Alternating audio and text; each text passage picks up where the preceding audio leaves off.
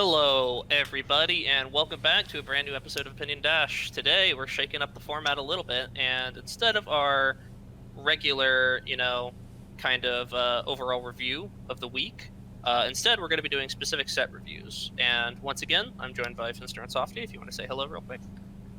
Hello, I'm Finster. Hey, I'm Softy. Yep, so all your regular hosts are back, and we got plenty of time now to bring you some new content. So, first set we're going to be reviewing is actually one of mine versus Wing from, I believe this was the first online Salty. So about 3 weeks ago, probably. Yeah, roundabout.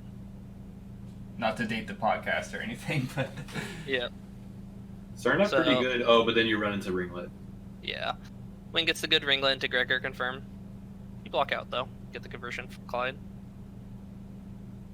So this side is really good for just those random times that catches the opponent, not blocking them. Wing doesn't get his TK here.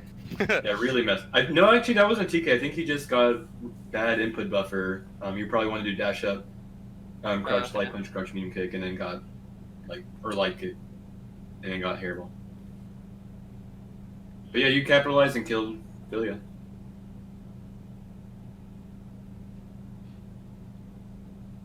I think with Wing switching off of Squiggly, I think double pair is just a way more stable duo when his Philia can't put work in. So a good switch for Wing.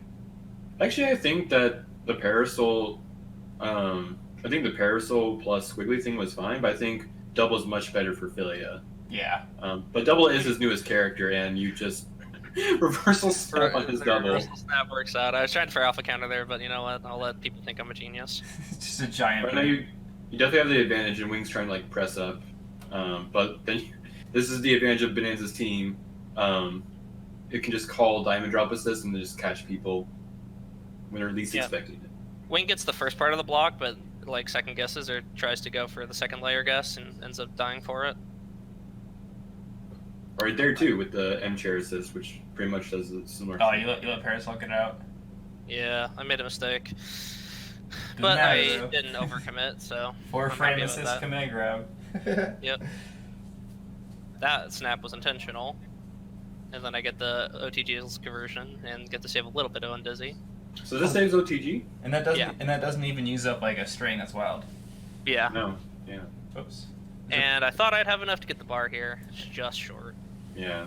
But you're still at a sizable lead, and of course, double jump plus call assist, classic. It's really good. You can't even see her coming out.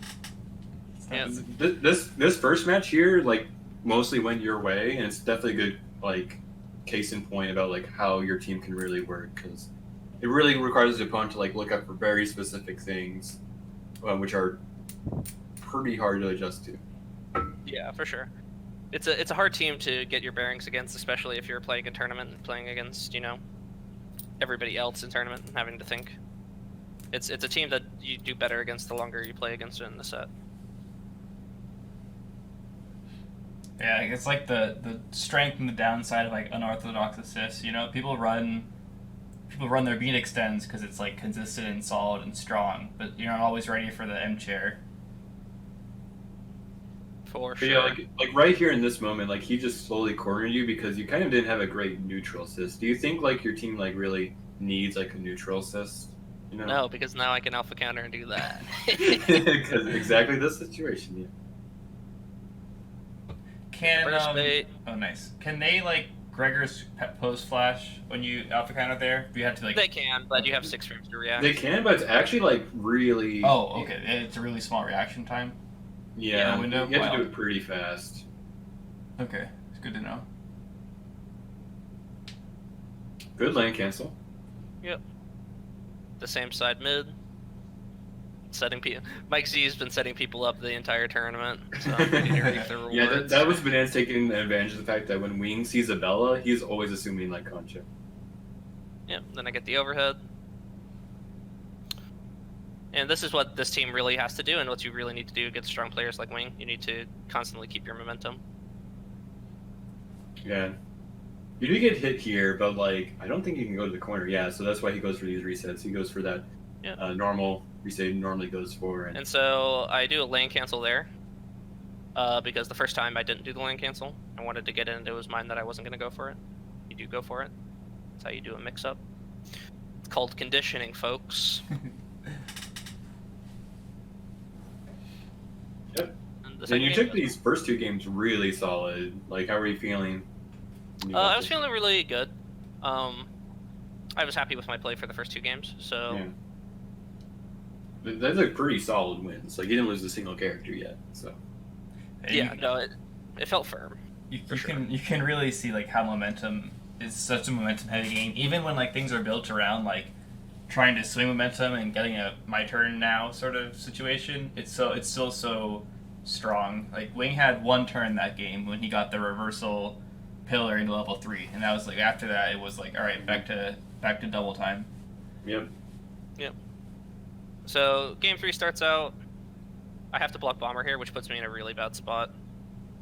Yeah, you don't get the absolute guard teams, and then that kind of freaked you out here. Okay. Oh, but I think that was a missed hop, for sure. Yeah. Yeah, and then unfortunately you caught your blitzer at the end here.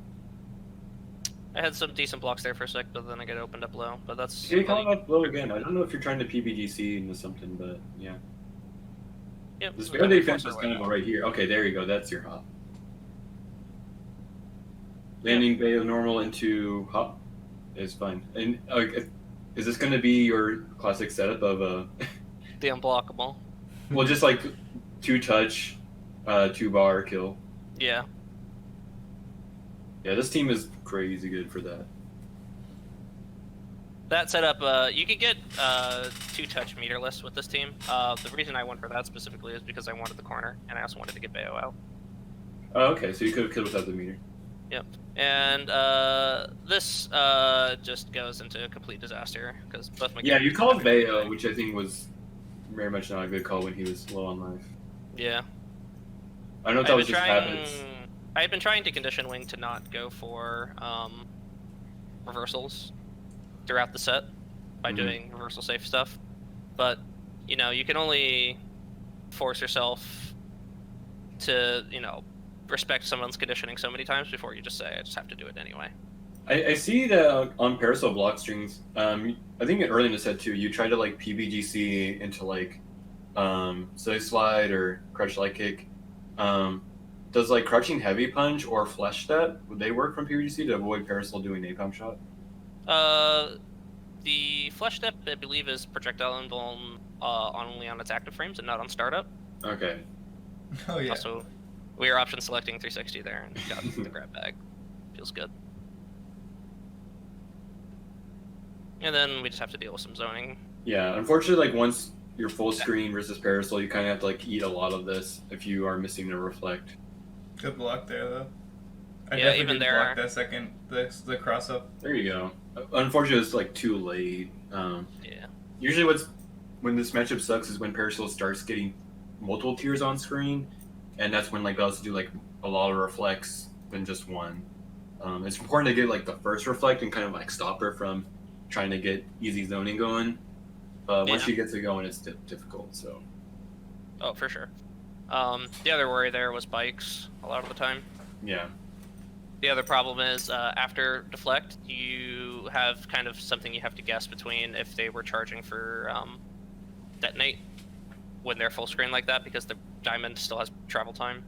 It's a thing that happens a lot versus gelato. Because the tier, even though you're reflected, still stays there. It's a thing you have to keep in it mind. does. Okay, Wings turn on punch in your assist, and you just kind of call me sitting there. Good. Plus your big can convert. Tried to go for the PBGC jump light punch there, but Bomber's there to keep him safe. Gets the low reset. Needs one more though. Gonna burst out because I would like Beowulf to be alive. Can't get the conversion because of the tier. So I'm just gonna arm and get Beowulf out. Well, you really couldn't arm after the chair? Like, it would have hit Parasol, but like... Yeah, that was my worry. That the fact that it arms momentum starts as soon as it hits something. If your assist is even slightly in front of you, it will completely tank arm. Yeah, and if Billy didn't get touched, then the DHC would be punished. You got counter hit like crouching something right after you did the gunshot. I don't know what you were going for. I have no idea. Probably something dumb. But now, Okay. It's bad news bears in the corner versus Philia Bomber. Yeah. Mix. Okay, you actually Philia is playing forced more your way out of the defensive, corner though. pretty well. Oh. Ooh. Oh, I get the anti-air, but Oh no. This is why I go for stand like kick, standing, medium punch. no, it is the actual correct thing. I think I was just mostly flustered at this point. I also anti-air again with the stand medium punch, but it trades with JHK. Unfortunately, Yeah. Good match. Finally getting impatient in match though. So. Yep, we get to run our mix up in the corner now. We goof that up. That sucks. Oh yeah, you missed your combo, Yeah. and then That could have been And like this is momentum swing. Yep. yeah. And this is why being able to keep your cool is important. Wing is down 2 games already, and he's on match point 2 times now, but you can see that Wing is still keeping his cool and getting his stuff. He manages to tie it up. Yeah, it's very important to like when you have the lead. It's very important to keep the cool because like Wing is on match point, but like all you really need is just the good momentum, and you just have to ride it out. In all cases, like he got the early momentum, and he could kind of just like ride it out with Philia. He wasn't going for like super hard risks for most of that. Yeah. Like a lot of that match was like Bonanze trying to like force his way in and a bunch of drops and stuff, but like yeah. So you don't have to like commit to that much. So like you have to be calm and stay on your lead sometimes. All right, last Yeah. match. Yep, game 5. Starts out pretty good for me winning the first neutral Oh exchange. god. That's the classic trade. I'm never ready for those. It Get my looks hop so overhead, though. long. Yeah, and I think this is the match where I can show off the meterless 2-touch. Where you show off the full aspects of your team. Oh yeah, here we go. Yeah, that's the meterless. Starting it off with like an overhead is definitely like yeah. Oh yeah, It and works off low, you too. don't even have to use the hype afterwards, do you? Yeah. Yeah. That's I why. guess it's because the diamond drop has such good damage. Okay. So you tried to go for like a block string to like H chair, and if you just did it really early, honestly, like Yeah. he was still like in the middle of his PB animation. If you had waited for his PB to like end, yeah. Okay, well this is good anyway. Yep, I go for the lane cancel arm, but I make myself safe with puddle, so I don't have to worry about lane cancel shenanigans. Okay, Wing is starting to jump now, Yeah. but he got his double hit. Time for mix, probably. Yeah, Oh, we that get the sucks. block, but then we mess up on our defense there.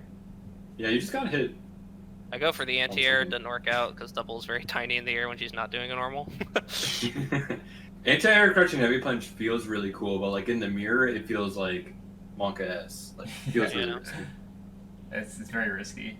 Right now, this feels like an even game at this point here. And then Yeah, oh. it's even right around here, but then I thought that I was gonna like anti-air wing there, but I didn't get my dynamo. I like very clearly buffered it, but it didn't. Yeah, I was expecting them. Okay, but you get a level 3 here.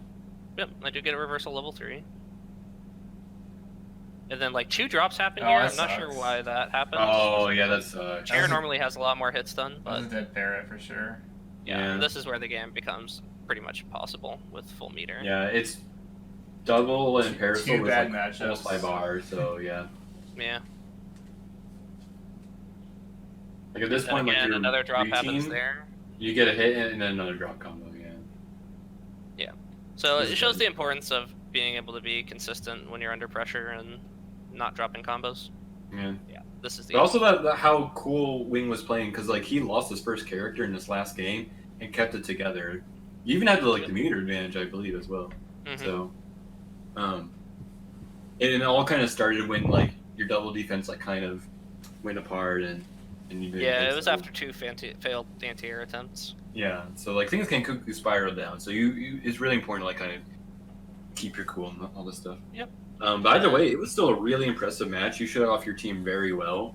And Wing Yeah, was for definitely sure. sweating bullets. I'm sure. I was happy with my performance in this tournament, so.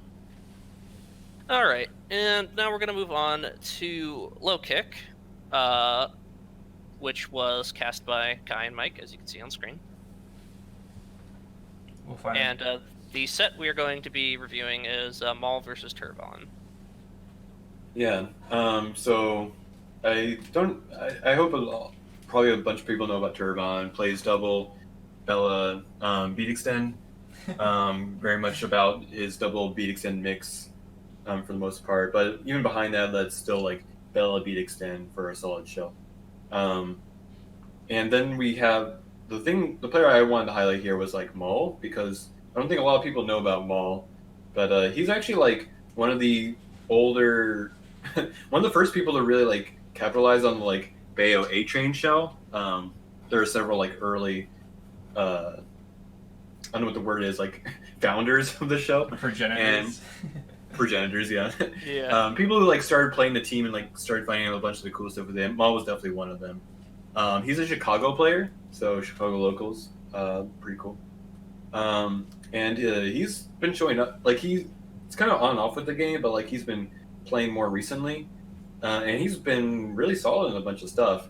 In this tournament, Low Kick Online, he did really well.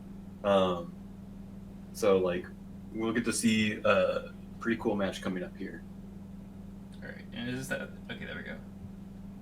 Right. Oh, this is the wrong set. Oh. Oh. One moment, everybody. This is not correct. Sorry. Uh-oh. Small technical Sorry, difficulties. They changed their names and played different characters. Actually, we're now going to be reviewing Shaky Fingers first.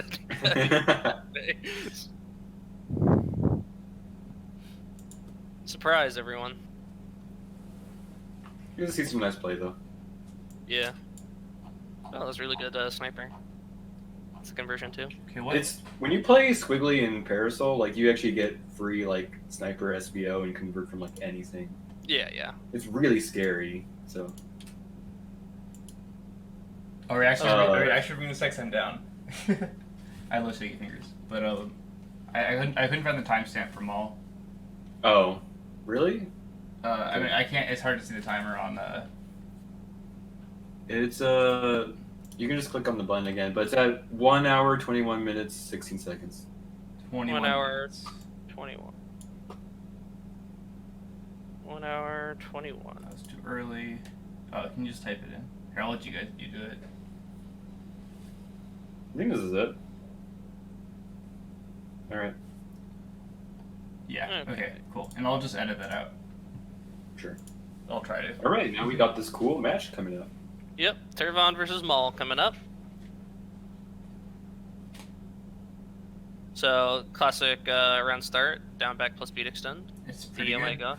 Maul started off with like round start crouch medium kick from Bayo. That's a pretty crazy read, I think, for a round start. It Especially normally against is the okay, but you need to be ready to play against DP assists. Yeah, against a beat extend team, like I'm not sure I would go for that.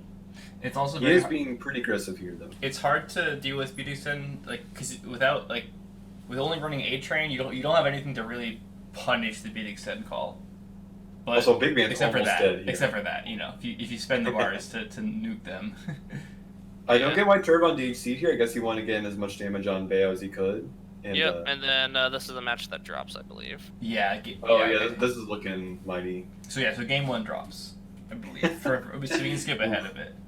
Okay. Yeah. Yeah, let's skip ahead a bit. Spoilers, Maul wins that first game, as you can kind of see that momentum kind of swung early on when he got that good DHC. Yep. It's a lot of damage on the band. Like, Devil was basically dead, and Big Man was practically dead, so... Yeah.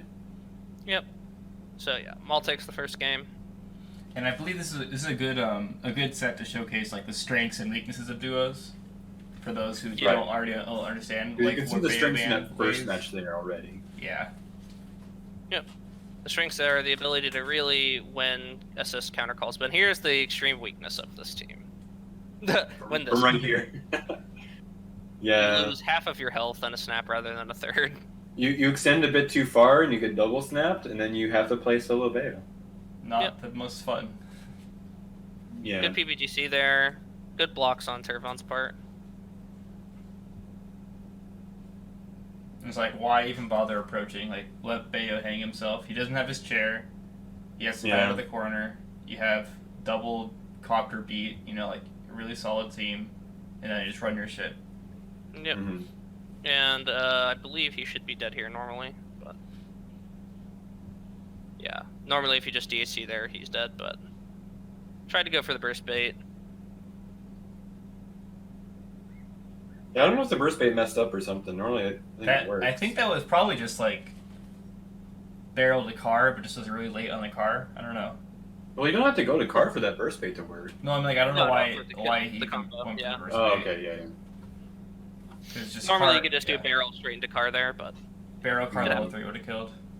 Yeah. I don't know if Turvon would have had enough meter immediately, because I think he did something afterwards to get the third bar, but I think okay. even with 2 bar it would have killed. Mm-hmm. But Yeah, you it's know, one it looking happens. like a Sometimes pretty- it's hard to make all of those calculations exactly in the minute, Right. but it's one of the things that do separate. You know, one of those things don't separate like mid level from top level necessarily, but from the echelons of high level. Okay. Here we see Maul being pretty aggressive and getting a good overhead on Turvon, who normally likes to down back a lot. Ooh, okay, Yep. saved himself. Okay. Playing pretty okay here. Oh, but then... Good scoop. Back in the old day, that would have given you a happy birthday. I think we should bring it back. No, we are not. Yeah, good scoop. Goes for a burst bait again on Turvon's part. He I is think over... Turvon has the read that Maul is going to like to reversal a lot, but I think that Maul does pretty smart reversals overall. Yeah. Okay. Nice solid kill on double here. And then... Yep, good anti-air. That's harder to block. Maul goes for the burst bait this time. Turvon mashes out, but Bayo is there for the save, but doesn't end out working in his favor. Yep, Here we and just see comes- typical Bella beat extend stuff. Yep, flushed up, Good double jump out. but good anti-air dynamo as well. Yeah. I always forget that Van can double jump out of resets. Because he has a double Gets jump. Yeah, gets the max range jump down medium punch conversion. Goes for a Oh. pretty ambitious Excalibella. Yeah, that was kind of wild. I think that was like dash up diamond drop just got the huggies or something. Yep, and should be able to kill here, but goes for the reset. Yeah, really, really greedy reset, but But it happens. it's hard to match that those. So that was like honestly a pretty good game. Like, Maul was pretty up for a bunch of it, and then I think he got too ambitious versus Turvon when Turvon was just like down back and call beat extend. Yeah, Turvon also had a lot of meter and got like 2 reversal dynamos. Yeah. Yeah, that's kind of like what you can do with Turvon's team. Is like if double dies, you still have Bella with meter, with beat extend assist behind you. So And if you get hit, that's dynamo into band level 3, like that hurts. Yeah, That shit hurted. that shit hurted. or like you could just let Bella rock and then convert with a beat extend and Yep. yeah. But then still, Maul was playing pretty well, so hopefully this next match is going to go better for him.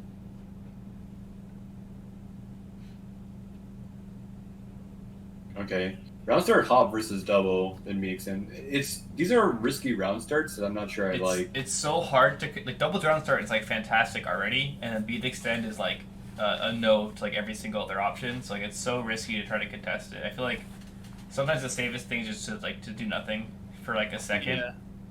Let them play Turvon hard. used early cat heads, which he uses a lot, but I definitely don't agree with it here. Gets rid of a lot of his advantage, and then you just Yeah. smash him. That kind of Luger shot is convertible from normally, but I think Turvon thought he was going to block and just wanted block advantage, but yeah, I kind of disagree about needing to use it that early. I think Maul This missed the team PvP. definitely needs meter to be able to kill. It's not a team you can throw it away with early. Especially Maul had a against really humans. good PBGC right there. PB'd very early while Turvon was not. And Drone didn't react to the PB, so he kept going in. Yeah. The Maul is definitely earning all of these advantages through really, really good reversals. Yeah. I guess happy birthday here. Okay. It was for the reset during the happy birthday, but Bayo falls out. Would that normally hold? Like if it wasn't banned, would that have worked on both characters? I don't think it would have, but I don't know Bell enough. Yeah, it might. Good By the way, H2 good right income. here. Yeah. And another thing, I don't know if you all have noticed, but since Turvon spent that bar, he couldn't really effectively kill any of Maul's characters. Yeah, without those, those 2 meters is a lot of damage. I mean, that's like 3k at the minimum, like gone from the table for the kill combo. So like you have to do like 2 more resets on the duos.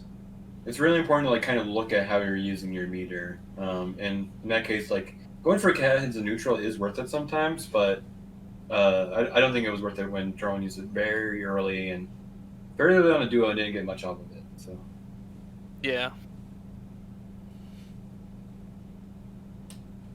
But yeah, Maul having really solid reversals, which I think have earned him. He had very good PVGCs, and Turvon was not respecting them. Yeah, really solid land cancels and PVGCs.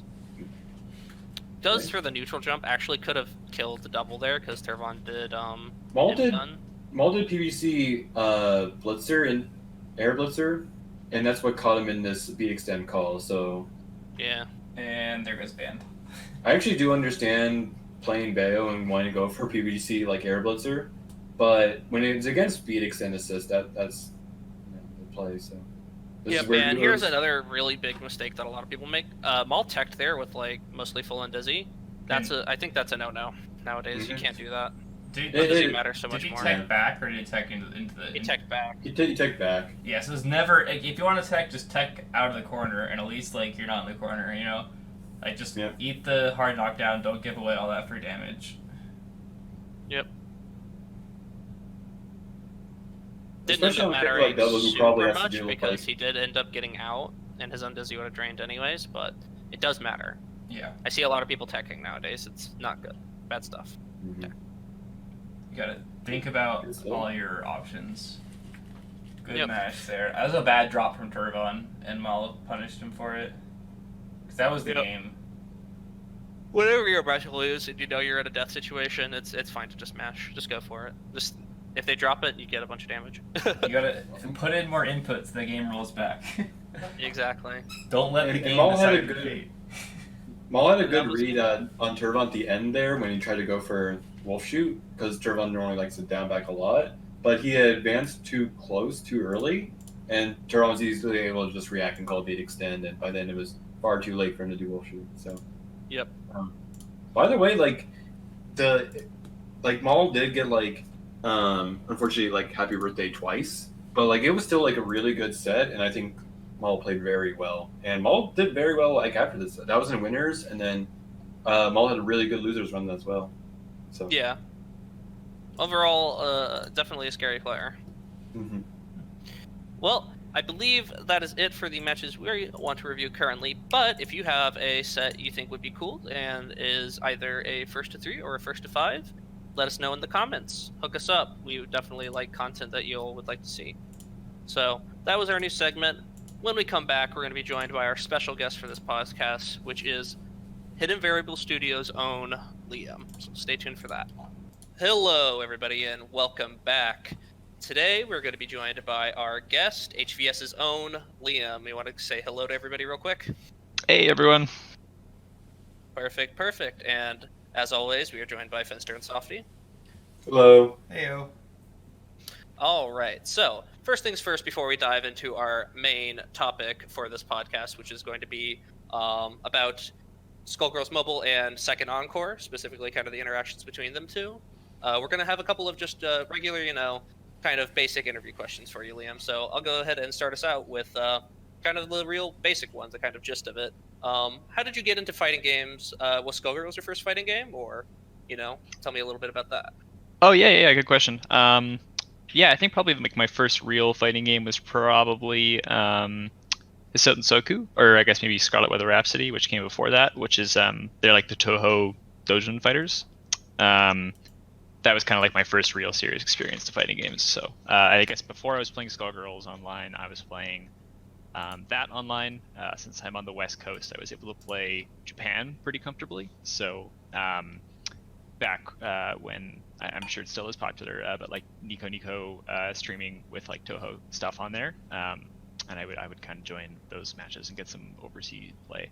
The delay wasn't too bad, so no one seemed to mind. I think people were pretty gracious about just having the opportunity to play with someone from North America because it was so rare.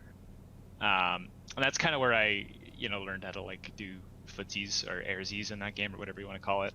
It's a pretty unorthodox game to get used to, but yeah, it taught me some stuff, I guess. Obviously, a lot of it doesn't really transfer over to Skullgirls. And then one day when Steam released the beta version of Skullgirls or something like that, or I think it may have like just actually launched for real, just kind of picked it up and started playing from there, and that's kind of when I got into it and decided. So I didn't really decide I'm gonna like make this my main thing or whatever. You just kind of end up playing for so long that you just kind of like lose yourself, and then I've been playing this game for 500 hours. I guess I must like it, and then that's rest is history. Yeah.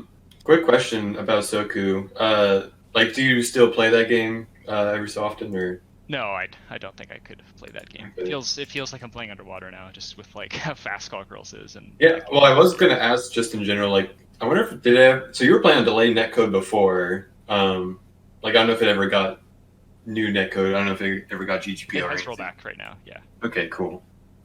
Surprisingly, there's actually like quite a few people I know who like started from Soku and then went to SG. So like, I just think that's a pretty funny. Like, I don't know if there's any connection between the two games, but I've seen quite a number of people make that transition. So that is actually funny because we both Fenster and I actually do know a couple of people who played Soku before SG. So that is actually kind of... Duck Gator is a good example of that as well. Yeah, I think Duck too. It's crazy. Wow. Yeah, I think it's just like if you have a PC, and you were dabbling in fighting games at all, you've probably tried it, and then you probably also tried Skullgirls at some point as well. But yeah, I don't know. Something must click between those two games, perhaps. Who knows? Yeah, that's pretty fair. Okay, so here's another question for you. So, you're working at Hidden Variable Studios right now. How did you get there? Tell us about like your role with Skullgirls Mobile, and like how you kind of like a lot of people don't know how to get into into game specific jobs, like industry stuff. So tell us like what it was like for you. Yeah, I was I guess everything kind of originally started back when Skullgirls Mobile was kind of going through like their soft launch period, which is like only launching in specific regions like Canada and I think like South America or something. And they were kind of looking for someone to help give them a hand with like community like PR stuff and keeping track of like responses and issues that are coming in.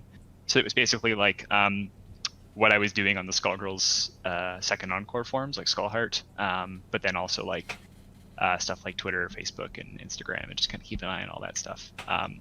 So that's kind of where I started, and it was Mike that recommended me for that position. So when they asked WingZero, hey, we need someone that fits this role, do you have anyone that you'd recommend? Mike was like, you need to hire this guy, or you're a fool or whatever. So that's kind of where I got my foot in the door, and then from there I just kind of took on more and more responsibilities. I quit my old job and then joined them full time, sort of like doing the full community management stuff as well as like everything needed for customer service. So like if a player has like a purchasing issue or needs to have like some sort of weird bug investigated, I would kind of like be the point person for all that.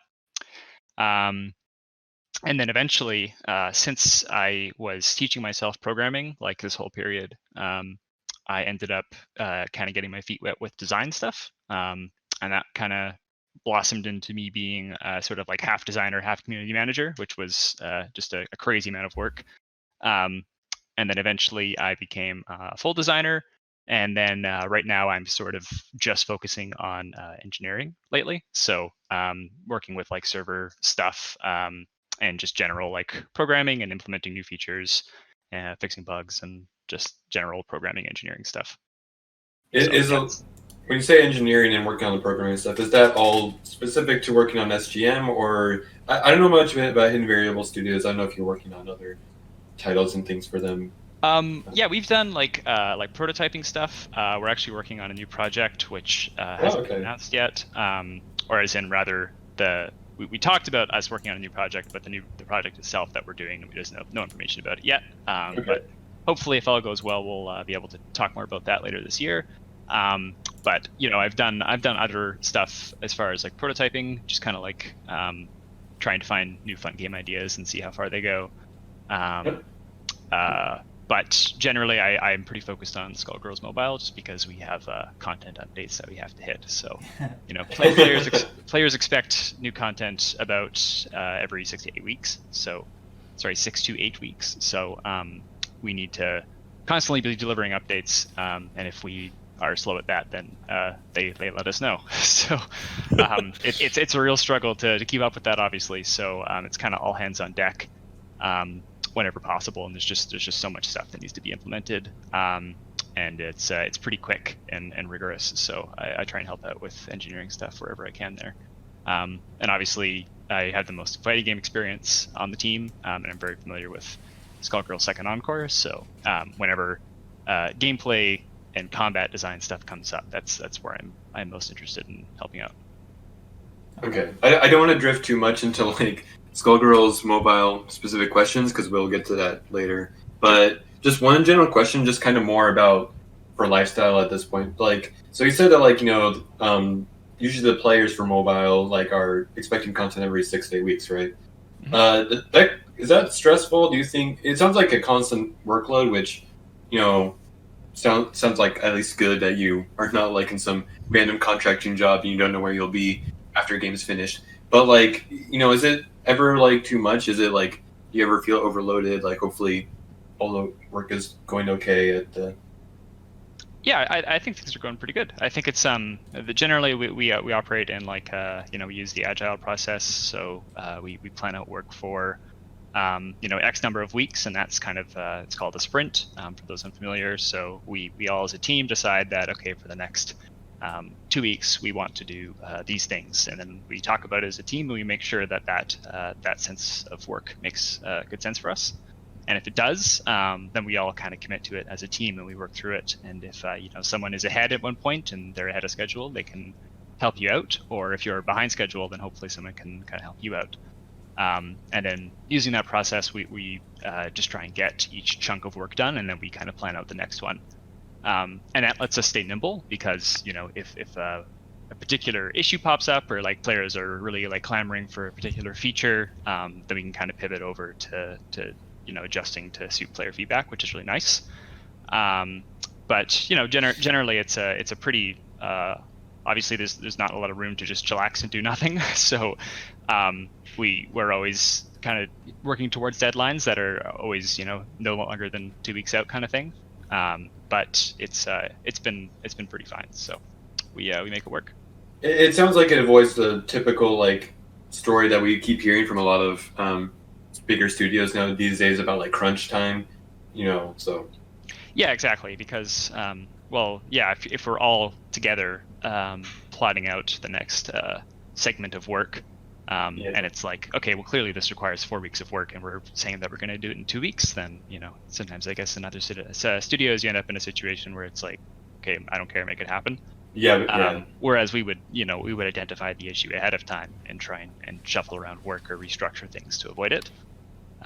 So the work environment has been really great, obviously because of that.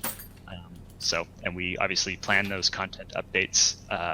The major features that are coming down each one, we'll want to make sure that there's not too much, so that we're obviously heading into crazy crunch or whatever. But it's just about making sure that whatever's in those updates is substantial for our players, and that we feel good about it and we work towards it. So that's really cool. Yeah. So we'll move on to the next question here. You've made a lot of instructional content for Second Encore. Like a lot of things come to mind about like resets and some Parasol specific stuff. But was that fun? And like, do you think we're missing anything right now in general that someone should pick up like the mantle of content creation? Yeah. So making the content itself was pretty fun for me. I don't think I would have done it if it wasn't. I guess recently it's just kind of not been like top of mind as far as making new informational content videos, so I kind of just haven't.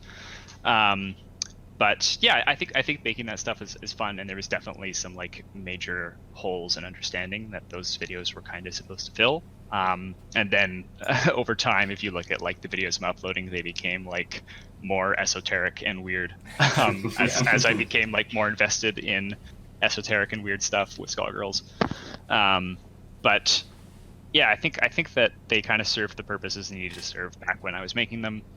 I think the main the main video that people might need right now is like a high production quality video of just even how to get into it, depending on your experience in previous games. So like, if you're a Smash player, how do you approach Skullgirls in 2020 when the game's been out for 8 years or whatever? People have been playing for so long. How do you do that if you've never played a fighting game? How do you do it if you've played Skullgirls Mobile specifically? That kind of stuff I think would be really helpful. Just like, here's the ultimate flowchart for getting into the experience and kind of what you can get out of it, so that people can kind of make that commitment a bit more easier. That sounds pretty awesome, actually, because it's kind of like a specific window of what you're looking at, because you're looking at it from a very specific perspective of like Smash or from mobile, like some game, and they have some concepts that they already are looking at that you could then try to like expand upon when you get to like SG, so you can make the connections and then expand on that. Yeah, exactly. Do you have, a lot of. Oh, sorry, go ahead. I was just going to ask, like, do you know of any examples of that? Because that sounds like really ambitious and really interesting, but like, hopefully that's feasible. Yeah, I think it'd be possible. I don't really know of too many other examples because I'm so uninvolved in other fighting game scenes. So I haven't really looked at all their content. So yeah, I'm not sure if any other people have done it, so if there'd be like a good reference out there, but I don't think it would be too bad. I think it would just need to be like a group effort between 20 people with a plan or something to actually get it to the finish line.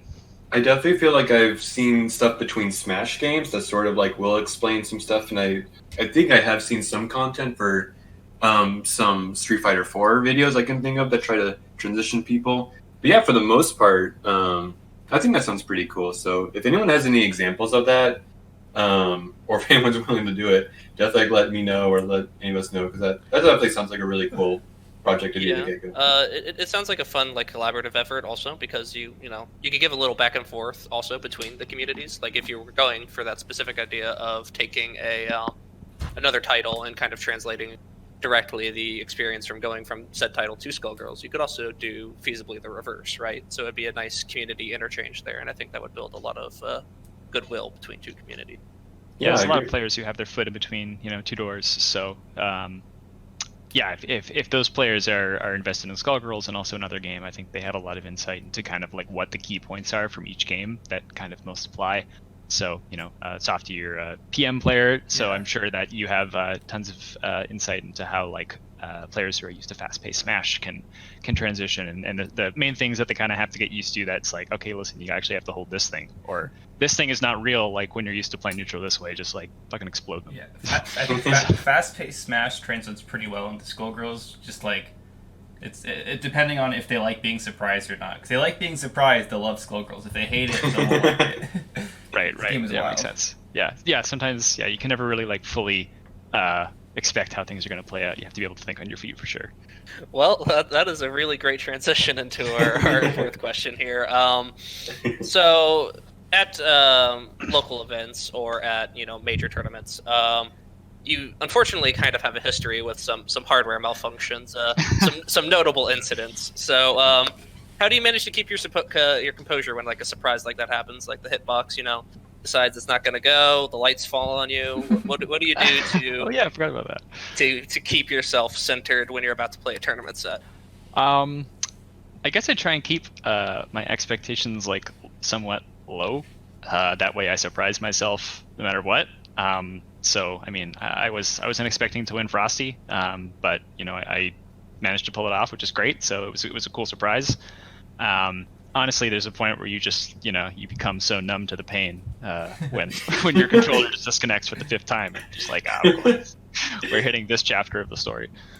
That sounds really sad. Yeah, but honestly, I think the amazing community though that's like always ready to back me up with like spare controllers definitely has been clutch.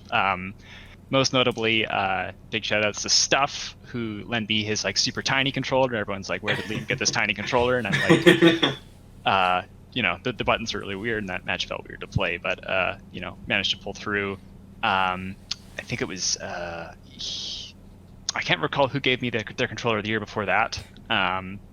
There was also Hitbox crew, they lent me their actual controller, like from the booth, their like stage model. Oh. And then they let me keep it after to replace the stick that broke. So these guys are amazing. Shout out to Hitbox. Don't have any link to give you guys to buy Hitbox. I'll try to remember to put it up on the screen. So yeah, I guess just trying to find a replacement. Obviously, you just got to push through it like all problems, and then play your match out. And we're so friendly with your opponents that it's like, losing to a stick malfunction to like your BFF in a tournament's like okay, whatever. I imagine the stakes would be different if it was like someone from across the country and you were playing for like the pride of your nation or whatever. But I don't have much experience like tournaments like that. I mean, that is sort of you being from Canada, though, right? Sure, fair enough. Yeah. I'm always reminded I'm from Canada when people cheer USA against me. How many times? This is a completely that just makes. Completely random question, but would you like a Skullgirls tournament in Canada where like the American players like come visit you guys? I think it'd be cool. I think it's just that a lot of people probably don't want to pay the cost of crossing the border because it's not cheap.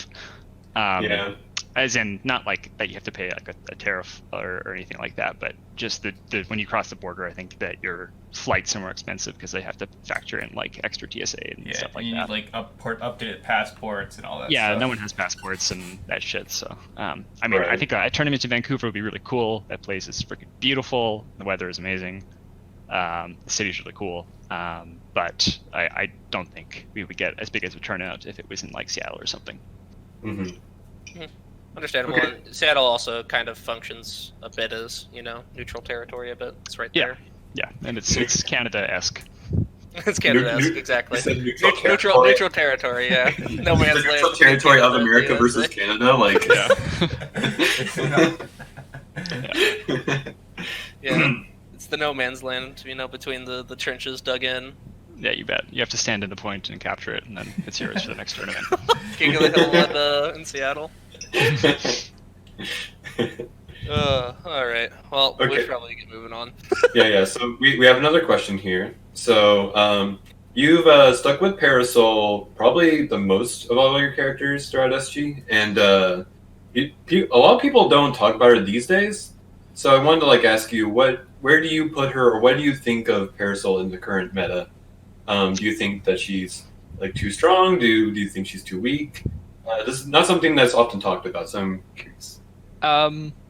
Yeah, I think Parasol she's pretty solid. I don't think there's anything that she can't handle. So I think that she's like a pretty good all-around pick, and she has some really strong matchups. And also, I think her neutral sort of surprises people that aren't used to playing against her. But I think that as players become better at getting push blocks on the first hit, her glaring flaw of not being able to push two buttons and be safe against PBGC reversals is it's pretty huge. So if you don't know what I'm talking about, you walk up, you do crutch light kick, crutch medium kick. They push block that crutch light, and then Beowulf does arm, and that's checkmate. Yeah, or Squilly does SBO. Yeah, or Squilly does SBO, or there's another one, Eliza does HCat. So those are really, really frustrating to deal with. And the only way around it is to do stand light kick. But like, you're not getting any mix. The range on that button isn't great. Pretty sure the frame data for like your plus frames after are not great either. So yeah, just with that in mind, you just have to play around that flaw. So doing like poke plus assist, let your assist be your second hit. Do footsie stuff in the air, like place tiers and then detonate them. I think the more you play to her strengths and just kind of like do weird Parasol stuff, the better she is.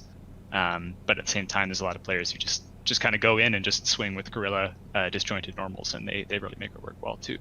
So I think she's probably like, I don't know, she seems pretty mid tier to me, but I could be wrong. Okay, so she doesn't. I'm curious about this because Parasol's always had pretty good representation in terms of top 8 or any results, pretty much all around the world.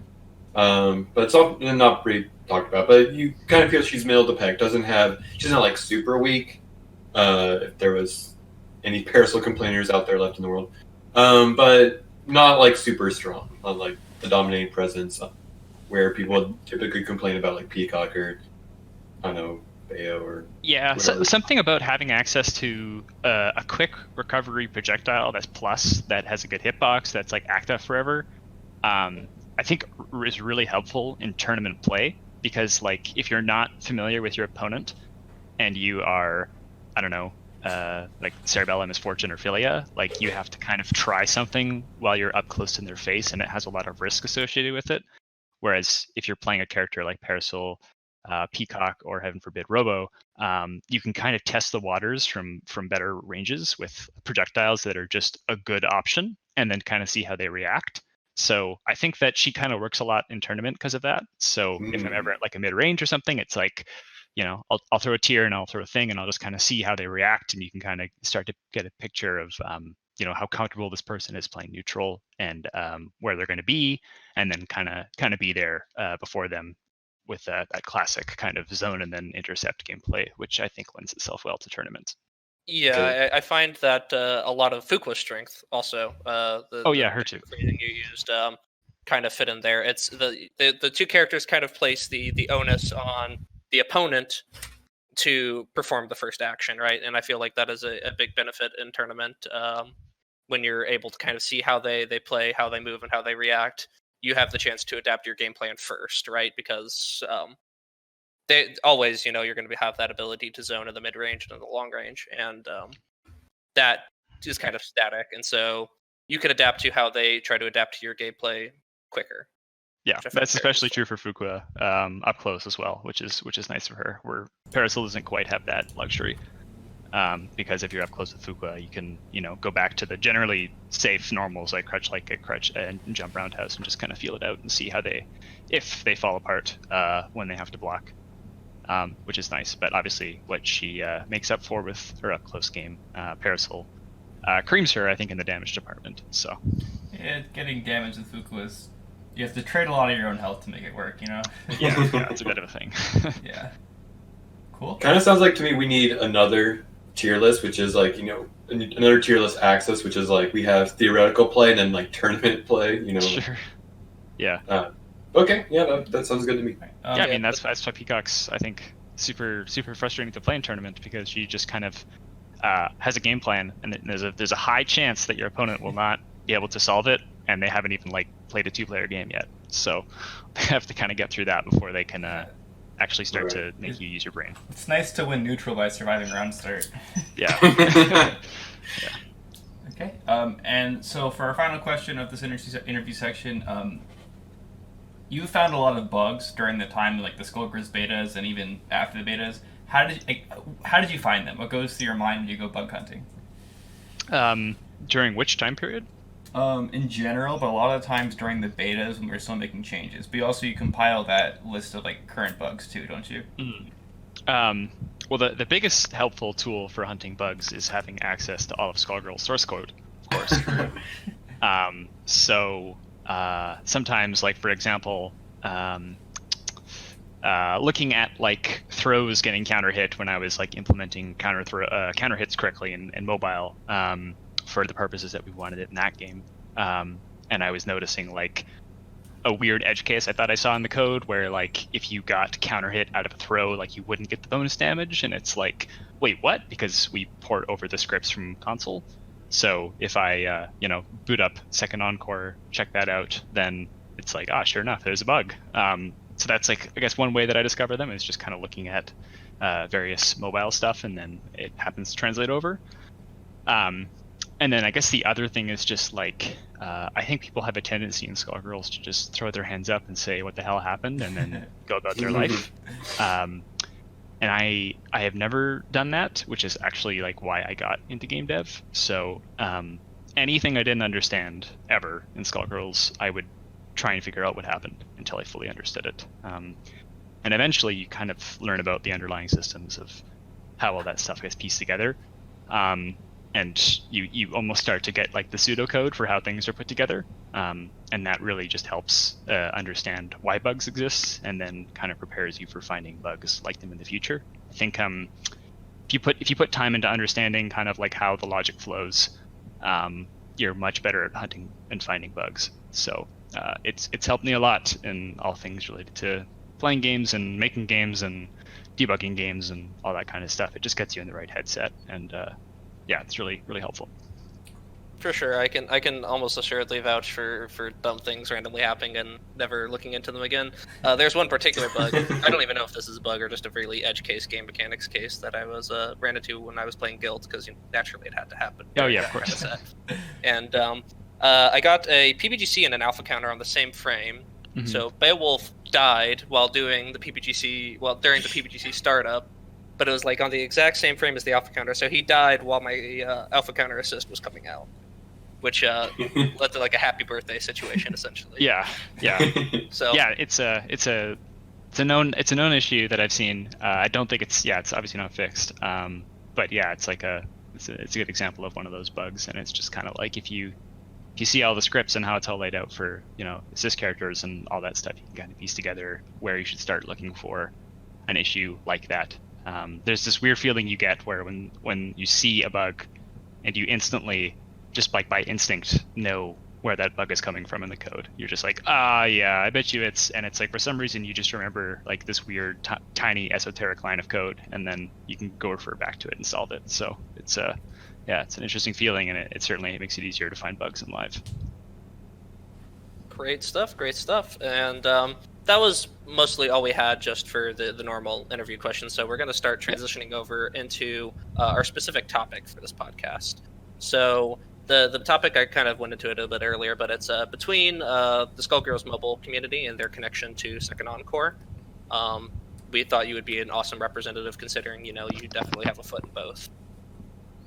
Yeah, for sure. I definitely, obviously, so I was not initially part of the Skullgirls mobile community, obviously, when they were first coming together and the game was sort of already getting buzz around it. I joined, not late, obviously we were still in soft launch, but I've kind of been there for certainly a long time, so I have a lot of experience seeing that community develop and seeing, the regulars kind of come together, and almost in the sense that the Second Encore community has developed into like the beast it is today. The similar things are happening in the mobile community as well. So it's really interesting to see kind of time repeat itself in that way and to be there from almost ground zero. Awesome. So I'll go ahead and start us off with our first question relating to the topic, which is we kind of went into it a little bit earlier also, but just to kind of expand upon that.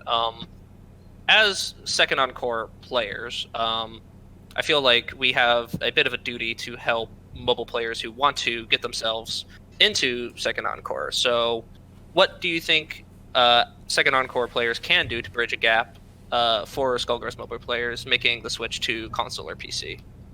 Yeah, I mean, so like we alluded to before, I think a video of some sort or either a written guide with images would be helpful too. Just kind of like showcasing, if here's what you know about mobile, then here is sort of a compare and contrast with console. And these are the ideas that are taken further. So like obviously the combat and your movement and all that is expanded upon, and that's kind of like where the juice of the game is. And then there's also here are the things that are removed. So a lot of these players have never played a fighting game before and don't like competitive fighting games because they find them a bit too difficult to get into.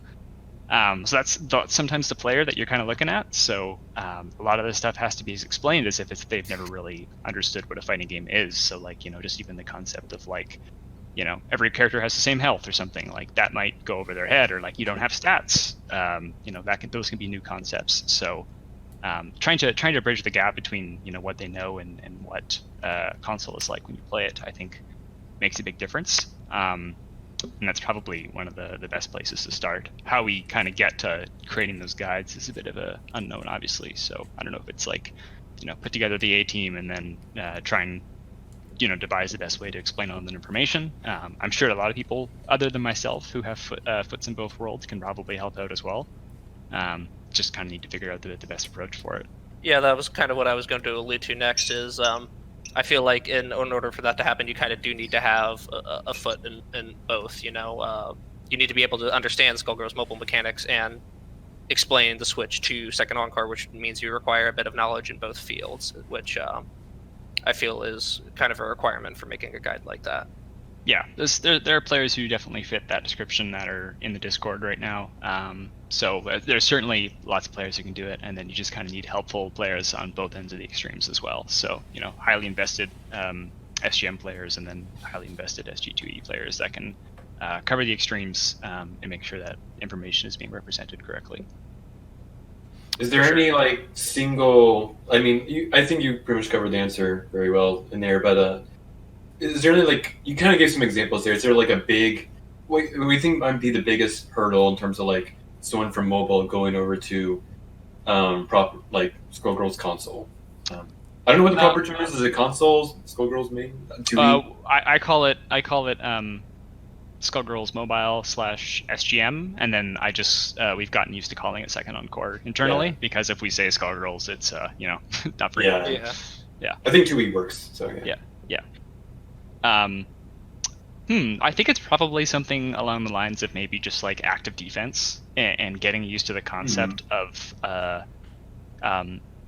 defense is pretty straightforward in mobile. Obviously, it's a block input which is holding 2 thumbs on the screen, and you auto block high and low.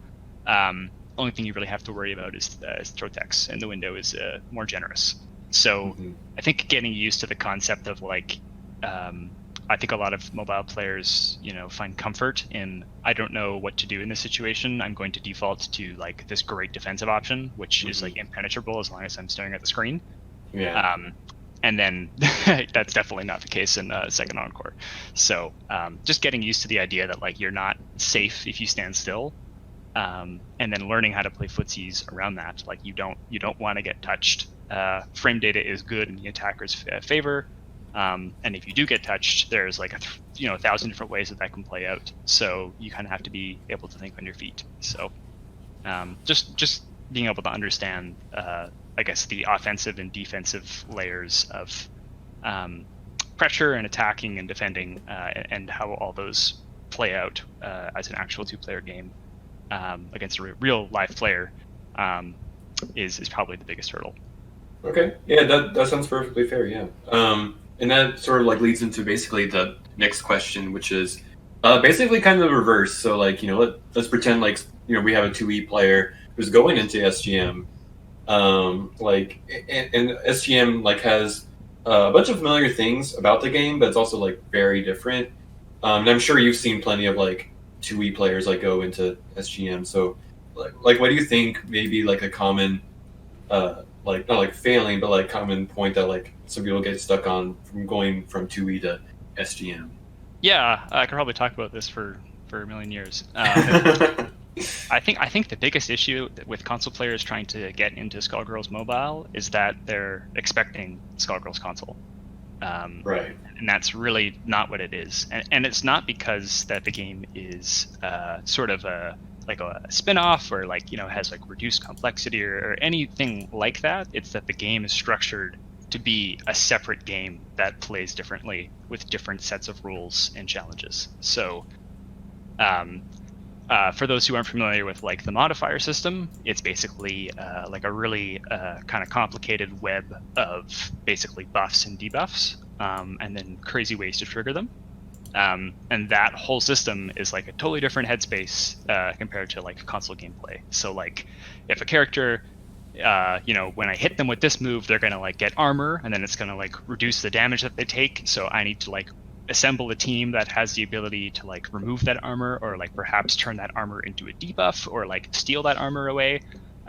Assembling teams and coming up with strategies to counter each other is a really big part of that the whole experience.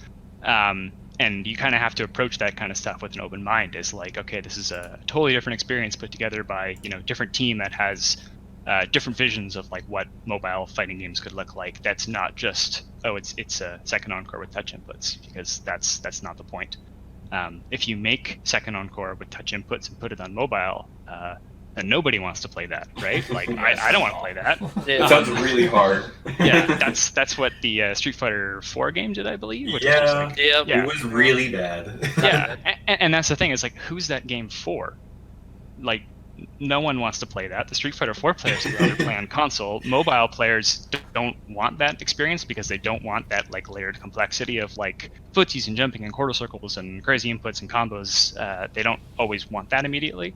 So instead, I think it makes way more sense to try and design like a whole new experience kind of from the ground up, a reimagining of what the game could be like on mobile, and come up with sort of unique challenges. The best possible way to paint like what a mobile fighting game should be, kind of thing. So I think that's what Skullgirls Mobile is, and I think it does it really well. But if you go into the experience looking for Second Encore with weird joystick touchscreen controls and nothing else, I think you will be definitely turned off. So do with that what you will. Okay. Quick minor point about the Street Fighter 4 thing. I think the like Street Fighter 4 mobile port was kind of aimed at people like me who like the first version of Street Fighter 4 I played was the 3DS version. Oh yeah, which was pretty fucking bad too. Like people like me who just like collected different versions of Street Fighter 4 or random fighting games just to see like, okay, what could possibly happen? Like Game Boy version of ST, let's go. Like, yeah. So like yeah, there's some crazy shit like out there, which is fun to see. Now, you did say it sounds like your general point overall was just like accepting that basically Skullgirls Mobile is like a different game, and you were talking about the modifier system. Do you think the modifying system itself is like is difficult for 2E players to like get into, or is that just an example? I'm sure that like if you can understand the complexities of a fast-paced console fighting game like Skullgirls, you can wrap your head around the modifier system. It's got pretty clear English that explains stuff that's going on. But I think it's just an example of like a system that you're going to run into that will feel sort of weird and out of place if you're only used to sort of like competitive fighting games that don't have anything going on at like a complete level playing field. I was going to say that because you brought up kind of using the modifier system in the counterplay for people picking teams for and against certain teams. A lot of that counterplay and team picking sounds very close to like this actual Skullgirls Second Encore, or at least in terms of how people approach matchups and like, okay, I want to play this way against this team.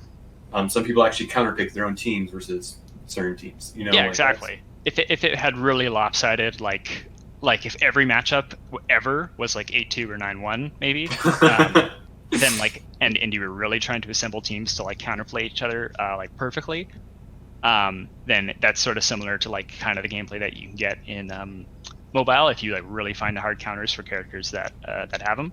Okay. Yeah, because like some characters, like again, if like you have a character that like let's say every time you hit them they gain armor, and then you have a character that every time your opponent gains armor, you just like steal it and then gain like 50% of your life or something. That's not a character that actually exists, but like that would be an example of like a 10-0 matchup. Like you would not want to bring that character. Yeah. So a lot of the big part of the game is kind of coming up with counters that sort of really like nullify the annoying stuff that they're trying to do and like activate your crazy stuff as much as possible.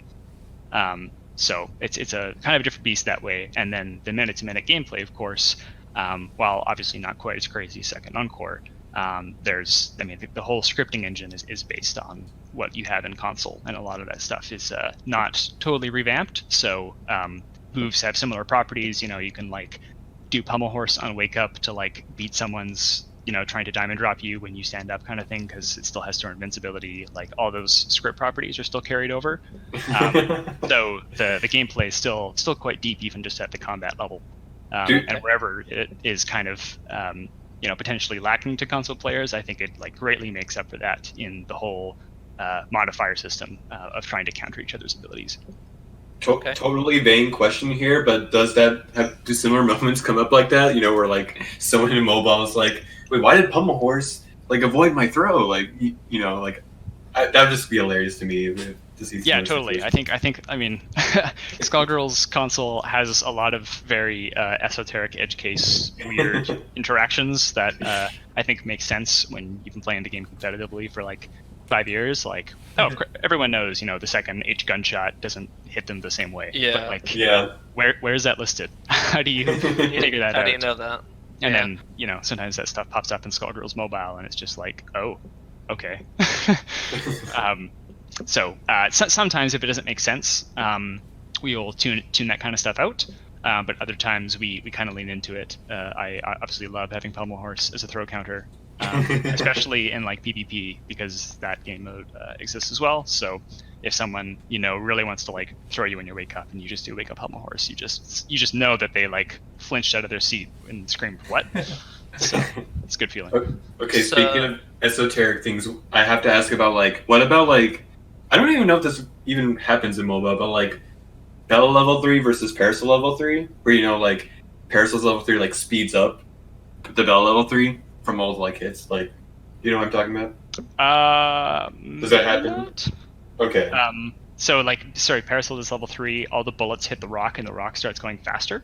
Yeah, like Bella like speeds up in her animation and it just like pulls it out faster. It looks really weird in Second Encore, but yeah. I actually don't know if I've seen it, so okay. Maybe send me a video. It probably just happened to me and Drewski all the time. So.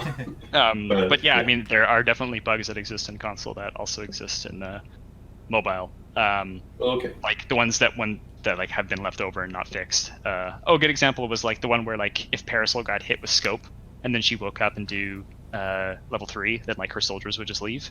yeah. That was like that weird like console bug, and then like I think that was one of the first bugs that I ever had, kind of like that like went my way, and like as it came up and people were like talking about it internally, like what's going on here, like why are the soldiers leaving, like I can't figure it out, and I'm like, oh. I haven't like touched any of the code. I'm still like really new. I'm just like answering emails. I'm like, oh, I know what the hell's going on there. So I like change this thing to that, and I was like, nice, because I remembered the same fix that Mike put in for that in console, right. Because we didn't get all the updated scripts as the beta stuff was going on. So to kind of surmise on this question and move on, I did have one kind of clarifying point. It seems like a lot of what you're describing. For mobile game players and Skullgirls mobile players in particular is that a lot of them are liking an experience where they don't necessarily have to worry about the execution that a competitive fighting game normally requires, and that they're enjoying more of the strategic aspect of the game. Would you say that is accurate? Yeah, that's kind of like the thesis of Skullgirls Mobile, is that the idea of like, let's say, you're blocking Softy's really annoying Fuko pressure in the corner or something, and I get my push block, and I know all I want to do right now is like PPGC Dynamo. That's like my goal. And I have this idea in my head, and I think it's really going to work, and I want to commit to that idea. And then there's this very difficult, 4 to 5 frame execution window to hit, and like not getting blown up by the low, like before the animation completes. All of that like prevents me from accomplishing the goal I had in my mind, which was just do PPGC Dynamo. And in mobile, we try and kind of get rid of that frustrating timing window stuff whenever possible. So, for example, you have blockbuster buttons on the bottom of the screen, and if you tap it, that move is now queued. And basically, what that does is every single frame, it'll input that blockbuster to fire off as soon as your character is free to do so. So, if you want Wake Up Super, you just tap the thing and then let go of the screen, and then as soon as your character stands up, you'll get an instant frame 1 reversal, so that you don't have to worry about that execution. So whenever possible, we try and queue your inputs so that you can string them along together to create like really cool flashy combos that don't require like frame perfect timings.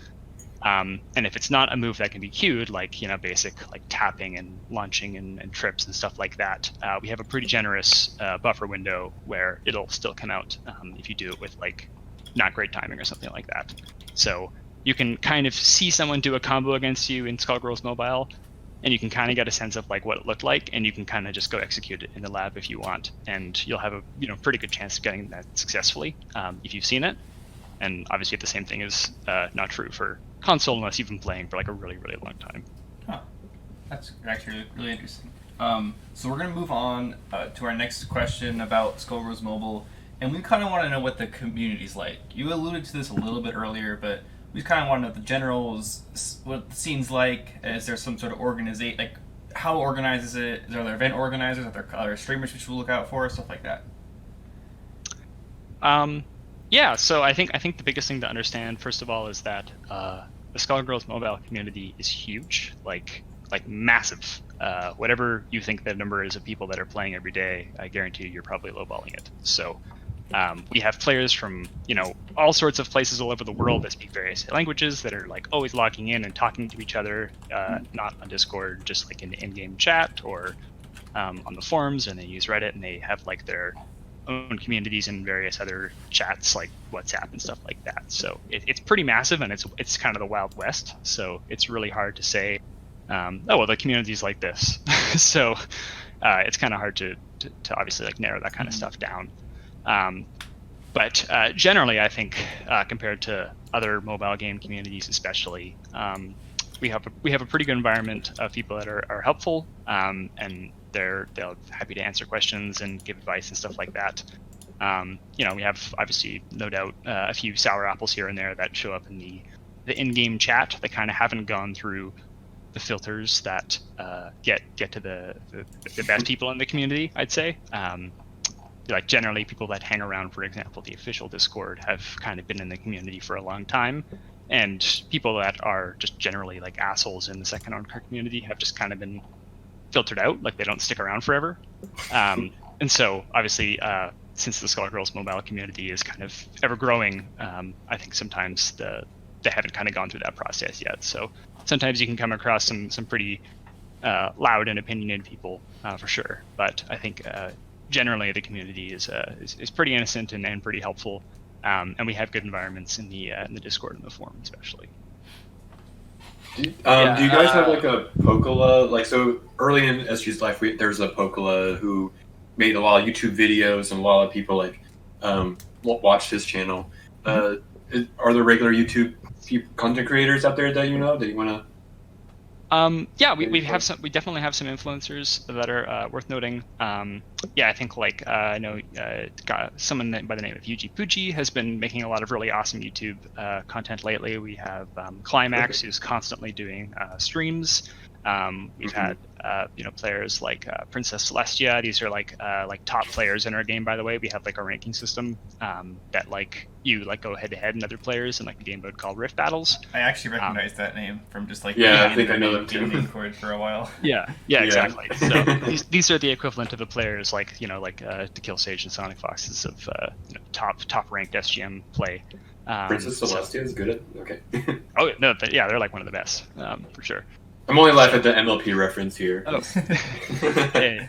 But yeah, they're definitely those people that you can kind of check out on YouTube or on Twitch. But generally, I think that the whole like influencer community is pretty young. We're obviously hoping that it eventually takes off. I think it's just people need other folks to kind of rally around and start watching. But someone needs to step up to the plate. We obviously have some that are doing so already, but I think as more people do it and there becomes more of an audience for watching the game, we'll eventually see that skyrocket, hopefully. But we're still pretty early on in that whole lifespan for what it's worth. I feel like from my experience watching Skullgirls content expand, you need some JoJo memes with Big Bang on like the thumbnail, and all those videos will pop off. Yeah, those are the well, if it's any consolation, the Yuji Puji, who I just mentioned, seems to be happy to poke fun at that kind of stuff, which is great. So that's good. Yeah. As a moderator in the Discord, I also can agree that the SGM community is interesting. I poke my head in there, sometimes to do my job, and other times, just out of interest to see what people are doing. They seem for sure nice enough. Yeah, I think another thing to keep in mind is that the community is generally way younger. Mm-hmm, so it's like whatever, project your high school self onto most people that you're talking with, because a lot of these people are, between 14 to 18 is a pretty common age for people that really seem to get into Skullgirls Mobile. So, we've all been there. Okay. So maybe, I don't hope this isn't too broad of a question, or maybe something we already covered, but like, what is your favorite part of SGM, like when you played, or maybe it's a weird question when you work on the game, but like, just like, what's your favorite part about it? I guess from either side, just playing it or thinking about like when you're developing or something. I guess a big part of it is just like I'm so used to the rigorous demand of execution in Skullgirls Second Encore that I don't know if you guys know the feeling when like you watch a tournament like for the first time in like 3 months after only playing, and you're just like appreciating the animations and like the Yeah, exactly. and it's like something you don't even recognize that you're playing like a game that's like hand drawn and has a whole bunch of like effort put into every frame, because you're just like, this general blob is going to instant overhead me. Oh my god, I got to block. So I think that when I play SGM, I'm able to just execute like whatever I'm thinking of at the moment. Like, oh my god, wouldn't it be so cool if I did Diamonds Are Forever and like got the wall bounce into Pummel Horse and then like analyze a tag and then like did an OGG segment combo thing. And I can just kind of like think of that, and then I can like focus on just seeing it happen, because the execution isn't so high that like it's like I'm running at 1,000,000 miles an hour just trying to keep up with it. And it really just lets me appreciate like the gameplay of Skullgirls without needing to constantly be like going at 200%, which is just something I don't get to experience very often. So it's sort of like a nice, safe haven experience when I boot up SGM and just kind of play the game and just kind of like do stuff, and things happen usually without fail, and it's just really fun to look at, and it's a gratifying experience. And like seeing Beowulf, like the characters you don't play as well, like I get to experience playing Beowulf and like smashing the shit out of Eliza with like pummels and stuff like that. So that stuff's all like really fun to just the do. only reason to actually play that character. All the joys of playing Beowulf without grinding out links. Hell yeah, exactly. Yeah, you just hit the Wolfomania button and then like just go crazy. So yeah, that stuff's just really fun to just kind of get like the whole cast at your fingertips, see all the action, and not need to constantly be like sweating just from like a simple set online with like a casual friend. Mm-hmm. Yeah. Definitely a very good answer there, because it sounds like something that I would definitely enjoy. So maybe I've been thinking about getting into it for a while, so it definitely sounds like something I'll be giving a shot. Yeah. You can play until like like maybe like level like 25 or something, and then just kind of like take a step back and then just see if you enjoy spending your time with it, and if you do, then by all means. But I think that you also kind of have to be prepared that it's not for everyone as well. So for sure, whatever works. Yeah, always better to dip your foot in water rather than go straight in. Yeah. So exactly. moving on to another question we had. This one is kind of relating to PvP and the idea of like player versus player in SGM as a setting, and we kind of want to link in. We had a question: Is GGPO an option for Skullgirls Mobile? On top of that, for PvP specifically. Yeah. So Skullgirls Mobile recently had PvP. It wasn't something we launched with, although we certainly wanted to, but it took obviously quite some time to get it working. But now that it is currently live and in the game as of last year, it does support GGPO. So that is the netcode that we use. It's something to keep in mind is like a lot of phones I think aren't very powerful. So running GGPO, which requires you to obviously save your states and then roll back and then simulate back up to where you were, is pretty intense on some phones. So you may want to try like playing at a higher delay if you experience frame drops and stuff like that. But that is the netcode that we've chosen, and it's currently there right now if you want to give it a shot. And you can just kind of like press find an opponent, and we try and find someone that's within your region. We've got a slider for the GGPO frame delay. And you can like filter by ping. We did that before console. Yay! It generally works pretty well. Okay, awesome. Is Skullgirls Mobile the only mobile game that has GGPO? Like, Pocket Fighter? Yes. No, No. I don't think any. Pocket Fighter on mobile? I don't think it is. Why is it called Pocket Fighter if you can't have it in your pocket? Exactly. I feel lied to. I think it's the only mobile game on that has GGPO. Was it a challenge putting GGPO on like a mobile game, because like it's uncharted territory, right? Yeah, it definitely had some hurdles for sure. I think the performance was a big one, just because we don't like downsample any of the character art, so it's still running at console resolution on a phone. So it's because you want to make sure that it still looks as good.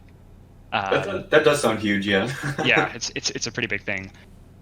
There's also crossplay. We need to have iOS playing AOS, playing Mac, Linux, and PC for our dev builds. So we can't rely on what Skullgirls uses for Steam, which is Steamworks, which is that they use for like relay servers and talking to each other for like matchmaking, right?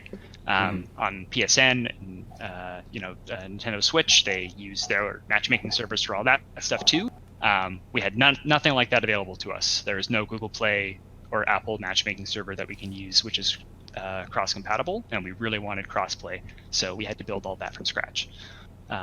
But the upside is now if we ever do another project where we want to do GGPO or something, we have crossplay out of the box, which is really cool.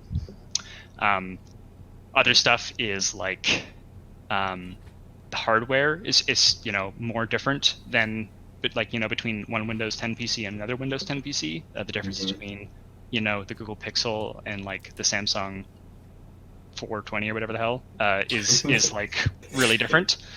As far as even like aspect ratio, like how do you do the wall bounce on both devices that looks okay without desyncing when the camera is at a different spot? We had to make sure that all that was synced up between devices.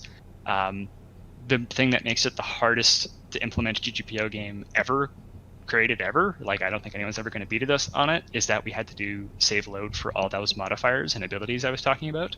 Yeah. So if I have like 5 armor stacks on myself with like different timers, and you have like an ability that can like convert it but has like a % chance to do so, and then it will like turn it into like a damage buff which lasts for like X seconds on you, and I'm like stealing one of your character's entire ability, and I'm playing as Fugo who can stop time now in mobile. I haven't played in a while. I gotta get that. GGPO? Yeah, so GGPO handles all of that with save load state, and all of that also incurs performance overhead, as I talked about. Right. So it's a very, very complicated system, but what we were able to do, and I'm super proud of obviously what we've put out there. The fact that it can handle that without exploding is a real miracle and testament to the months and months and months of work that we had to do to retrofit the game to suit it. Yeah, it sounds incredible. And when developers tell you that they can't do rollback because the game's already launched, no. That too. Yeah. Yep. Yeah. If we can do it for that, and it's the most complicated GGPO game out there, I don't want to hear it. Yep. No excuses. If delay netcode is a thing of the past, please. Anyways, thank you for that very insightful look into Skullgirls Mobile for Second Encore players. That was very kind of you, and we're going to be wrapping up here in a little bit. But before we do so, we do have some question and answer requests from some of the people who watch the podcast. So we'll be going through those. So for starters, we have some questions for the Opinion Dash crew. We'll go through those first.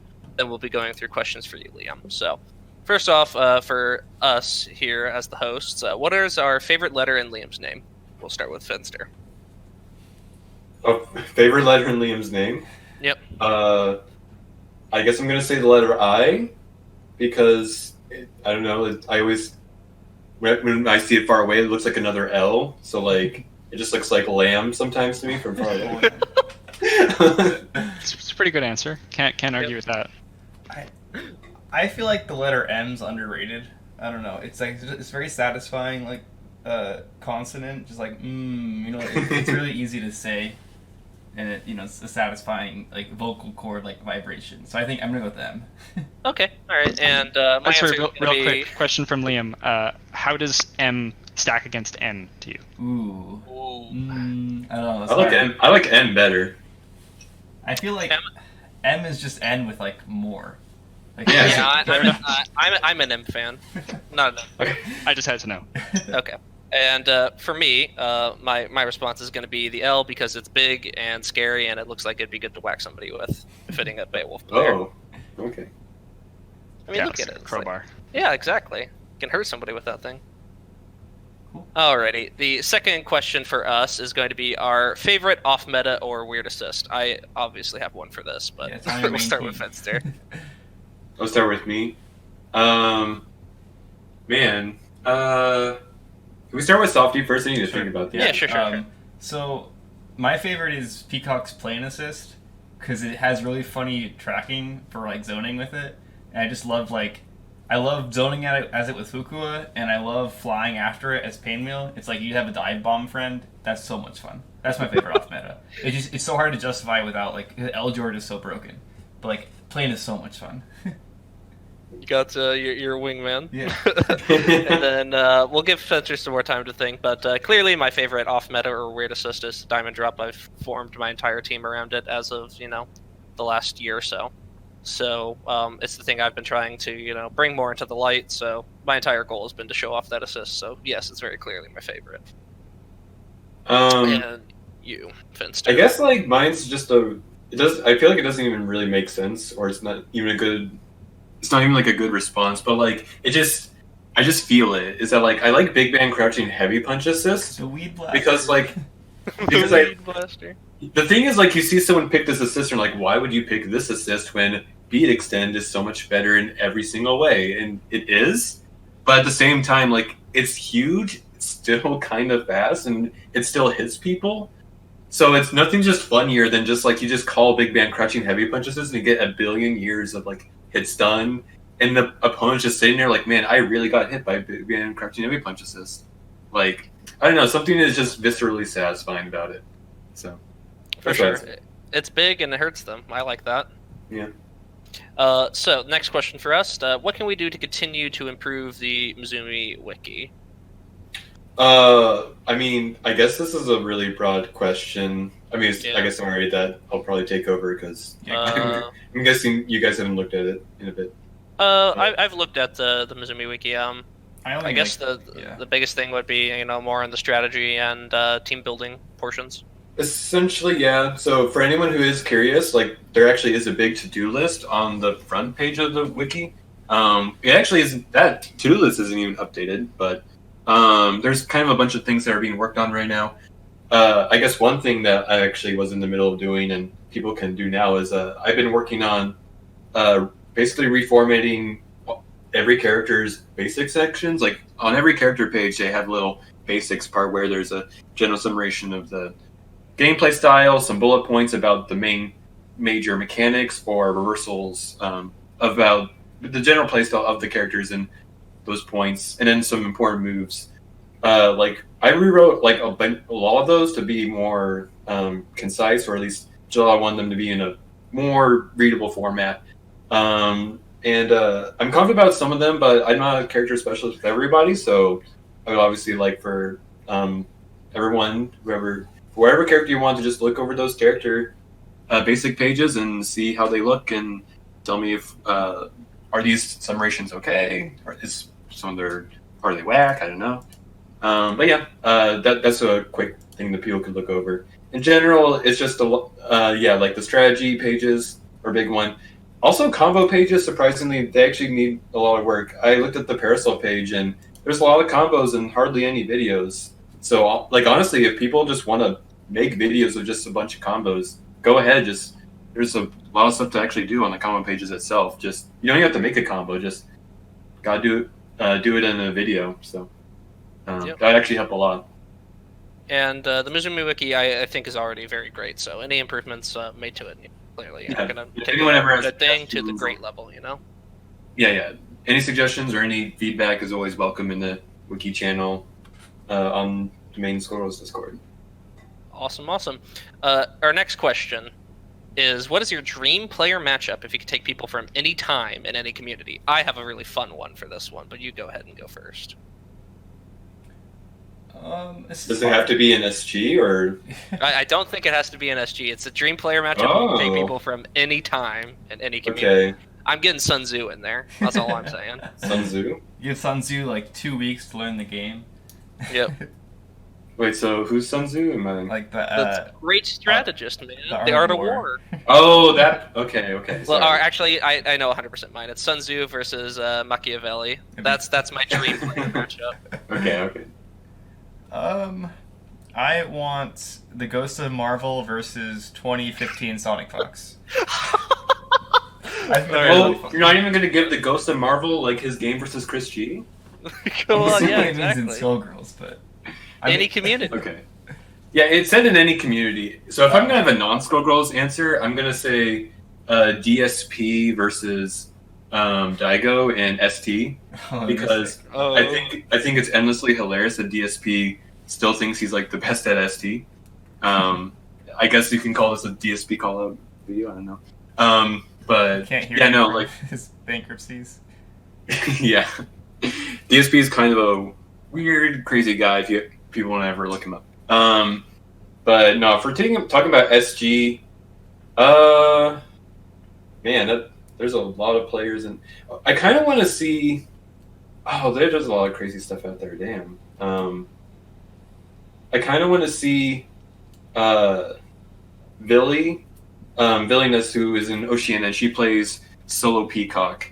I kind of want to see Billy versus. I mean, I don't want to subject her to like a Peacock mirror because those are always like horrible to fight. But I kind of want to see her play against like psychopaths. She's like trying really. She is trying really hard, and she's practicing a lot, and like clearly puts in a lot of work into what she's doing. For some reason, I just get the feeling like she would really enjoy the chance to play against Psychopath if she ever got it. So I'd like to see that. Solo Peacock mirrors, awesome. Everyone would Yeah, love to and so watch it. yeah. Yep, and hate to play it. So the very last question is one that I can answer by myself. Who is the next guest? And the answer is You. all right. Now, Fuck you. Liam, we've had you quiet for a little bit, so now it's time to get you back in here. First question for you is, what is the favorite color of koala? Favorite color of koala? Like the drink? I'm assuming. I don't No know. idea. Is that a Canadian I drink that I think have it's- no idea about? Okay, yeah, it must be a Canadian drink. I'm gonna just say the orange one is pretty good with me. It's a good default choice. Can't go wrong. Relatively inoffensive. Well, I need an expansion on this. What is koala? I thought this Koala? was just a weird esoteric question about your favorite that color or of koalas. It's this, or it's Satan asking like the koala like color animal that I like. But I don't think it's her. I think it's probably someone asking about the drink, which is like, I don't know. I don't even know. It's like a juice, but like carbonated, and like it's like sort of maybe closer to like juice than pop, but like it's clearly pop, but like kind of fruity. Generally just like a refreshing juice Okay. drink. It's like Snapple. Yeah, Yeah, it's similar to it sounds Snapple. like that. Yeah. Yeah. It's very similar to Snapple. Okay. Yeah. All right. Well, I believe that would probably be the question they were asking then. The second question is, what product do you use for your hair, if any? Yeah, it's called shoot. I think it's called KMS Hair Play. I think I posted a picture of it on my Twitter a long ass time ago, and someone asked me this. But yeah, I don't know if they sell it in America land, but hopefully they do. It would be helpful. Another question for you. This one is about gameplay specifically. In your opinion, does Robo work best played as a second or mid or anchor when she's not on point? Second or anchor? Yeah. I think that if I'm not playing Robo point, I prefer to play her anchor, because if you lose your point character, the Robo anchor shell, Robo second, anchor third, I don't like it. I think that if you're going to lose your point to the mix and they just die without playing, it's really nice to have a reversal super on your mid character, because then you can do reversal super save DHC and get away with it. So like a good example of that would be like your shell after your point is like Cerebella double, because if you lose your point character, then Cerebella comes in, you block for like 2 seconds before doing Dynamo because of Solar Rolls, and then you just save DHC to Cat Heads and then you're fine. If you're playing Robo second, you're likely to lose Robo the same way that you just lost your point character, because she's stuck in the corner and she doesn't have a reversal. So in that case, when I'm playing Robo third, my game plan, spoiler, is I never want to play her. I don't want to see her point character ever. I just want her to be in the back, and I'm going to call her as Beam. Exception being, I get a scaled point character hit, like with Parasol, like I hit with like a throw or like 5 hits of jump heavy kick or something. And then I'll do a tag combo to Robo Third, and I'll swap my order around and start playing Robo Point from there. To kind of like, I'm not going to be able to get great damage from that hit, so I may as well just tag and kind of zone and get the meter advantage. Yeah, kind of like the faux anchor idea. Yeah. Okay. That was a very good response. Another question. This one relating to the curse mark. How is the curse mark doing? I guess since the end of the Scarman era, it's been pretty settled down. It's kind of hard to see on my neck. Just kind of became a huge normie nerd and just kind of program all day, and the edginess of Scarman has just withered away. So I think one day we may have to call upon it, but in your time of need. Yeah, at the moment it's just HVS Liam. Man, curse mark's dead. There's your answer. Yeah. And then this last question for you, we did cover already in the podcast, so I'm sorry, but it was how did you start working for HVS and working on SGM? We kind of already covered that, so yeah, makes sense. Yep, sorry about that, folks. And then here we just have a couple of suggestions for our set review portion, but one of them is the only response and the other one is a meme, so thank you all for that. Liam, do you have any sets you would like to see us watch in the future? Anything really standing out? Is it like a Twitch watch kind of thing? Yeah, pretty much. We're just talking over a set and about the players and the gameplay and the meta, just kind of like a 30-minute talk over more for a couple sets. I think that in the Ronaldo Invitational, or not the Invitational, sorry, but the quarantined report thing with Ronaldo commentating.